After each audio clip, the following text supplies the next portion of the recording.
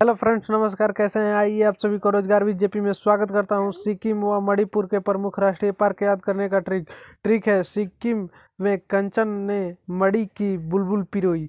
सिक्के से होगा सिक्किम के राष्ट्रीय पार्क, कंचन से होगा कंचनजंगा राष्ट्रीय पार्क, मणि से होगा मणिपुर के प्रमुख राष्ट्रीय पार्क, की बुलबुल से होगा किबुल लामजाओ राष्ट्रीय पार्क, पिरोई से होगा सिरोई राष्ट्रीय पार्क।